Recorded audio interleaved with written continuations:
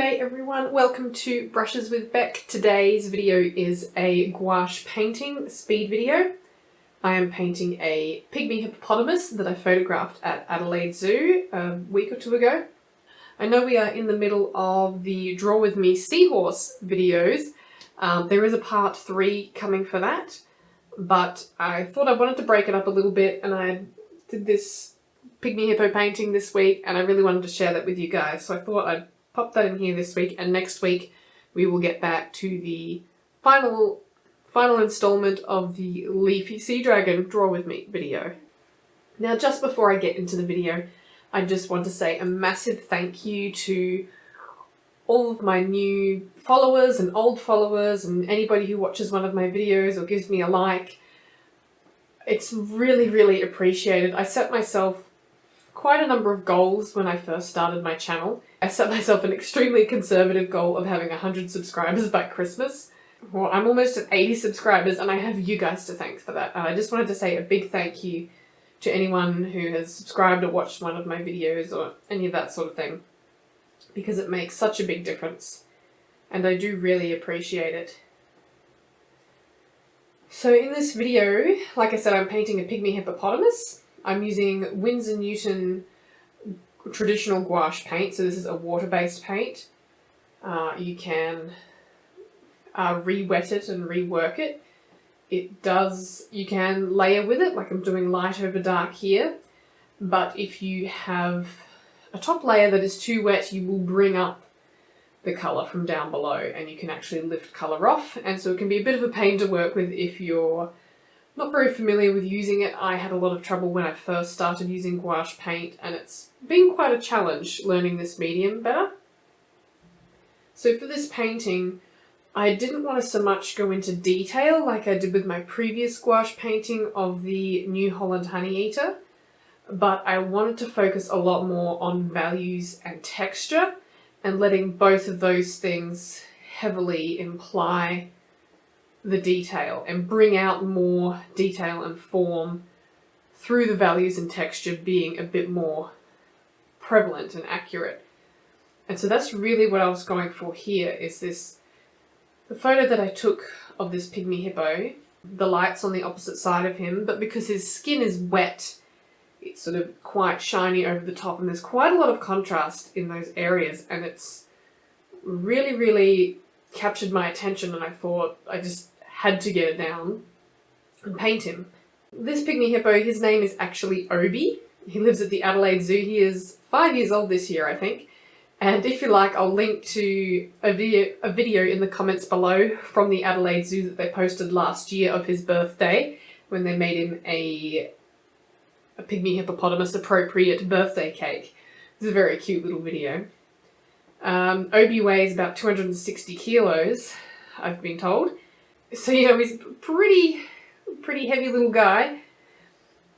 Now, Pygmy hippos are a highly endangered species. There's thought to be only about 2,000 left in the wild, and they're mostly at huge risk from habitat loss, and that happens for a variety of reasons.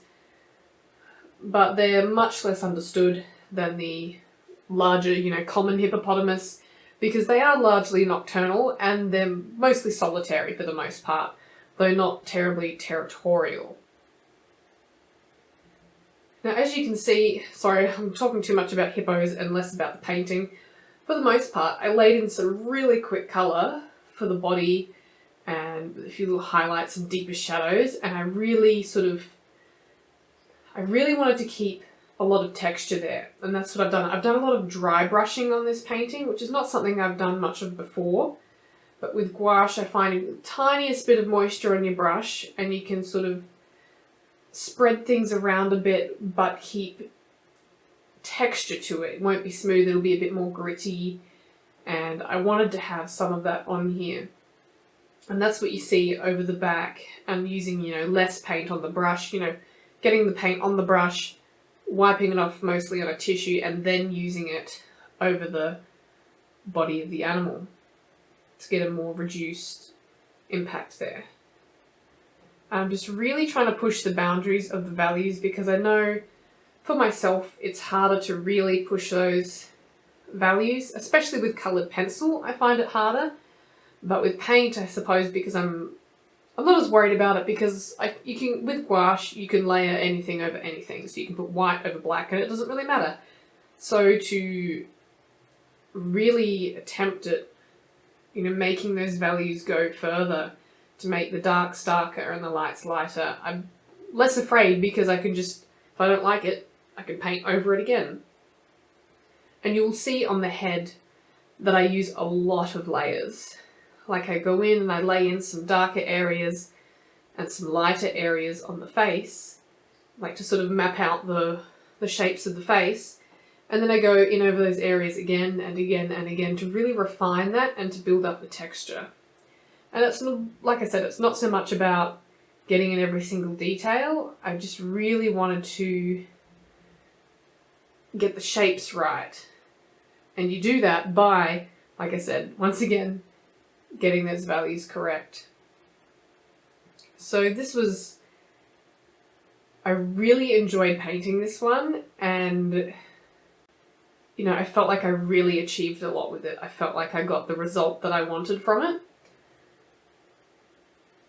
And I'm really, really pleased with the outcome, because gouache has been a bit of a challenge for me, and the previous paintings I did of the birds, I really enjoyed the result of those as well. But this, I felt like was a slightly different process. It was a bit looser and more about texture, and rather than painting everything that I saw.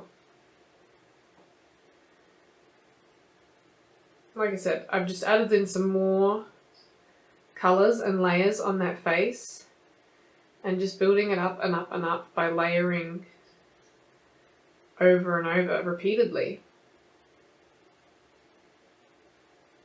Now I will add that if you are using a dry brush technique to spread paint around and get a bit of texture, that you are going to be causing a bit of damage to your brush. So if you've got a favourite brush that you really like and you don't want to ruin it, probably don't use it for the dry brushing because it will sort of damage the bristles if you do it a lot. So my brushes aren't anything special or overly expensive, so I wasn't too worried about it.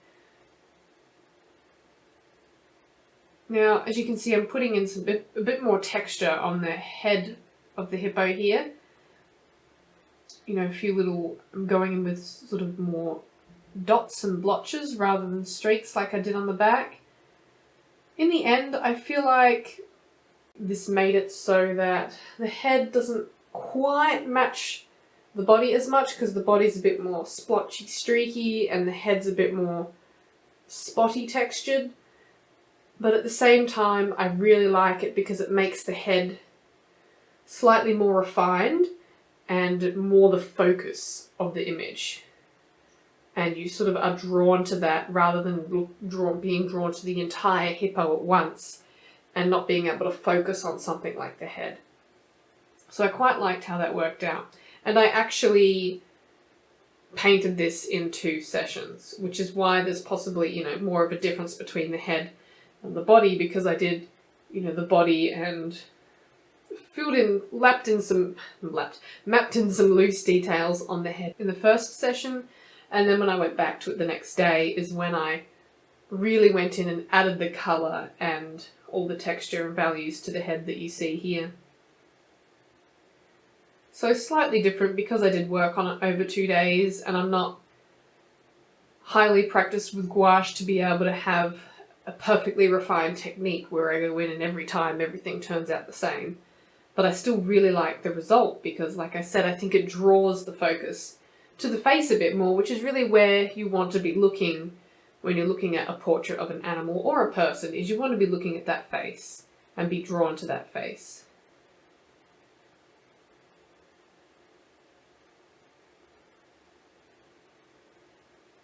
So if you are enjoying this video, please leave me a comment down below in the comments section or give it a thumbs up, because I do work really hard on my videos and I spend probably more time editing them and getting them ready to go on YouTube than I do spend making the actual pictures. The paper that I'm working on is a hot pressed watercolour paper, which I think I forgot to mention at the start.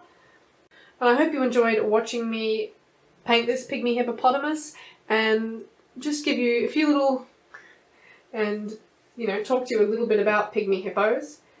I know there wasn't a lot of information there, but I'm not just interested in art and painting animals. I'm interested in the conservation and the status of the species, and you know, what we can learn about them, because they're absolutely fascinating and we should be holding on to them as much as possible as we can. So once again, thank you very much for watching. If you enjoyed the video, please give it a thumbs up, subscribe to my channel, comment down below.